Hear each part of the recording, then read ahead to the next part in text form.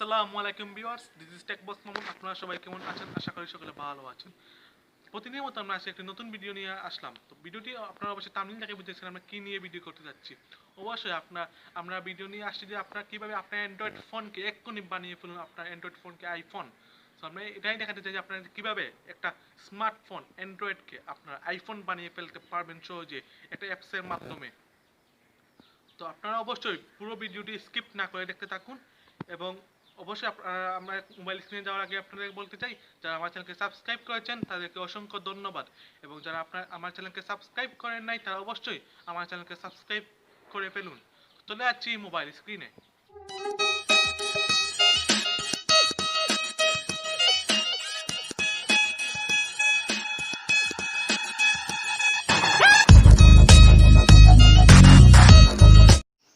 আমরা চলে আসলাম মোবাইল স্ক্রিনে আসার পর আপনার প্রথম কাজ হচ্ছে প্লে স্টোর থেকে অ্যাপসটি ডাউনলোড করা। তো আপনার প্লে স্টোরে গিয়ে ঢুকবেন। প্লে স্টোরে গিয়ে আপনারা ওখানে সার্চ করবেন।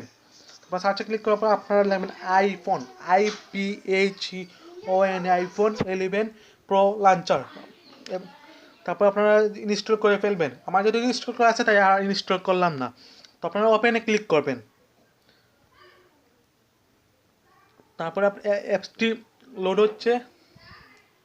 তারপর ওই যে আপনারা এলাও চাবে, আপনারা ওইগুলো এলাও করে ফেলবেন। আমার যদি একবার এলাও করা রাস্তায় আবার দেখা যাচ্ছে নেবার আসতে গেন। তারপর আপনারা ওইখানে এলাও করে ফেলবেন। তারপর আপনাদের ওকে ইনেবল না হতে তারপর আপনাদের পারমিশন চাবে, অ্যাপ পারমিশন, ওখানে যাবেন।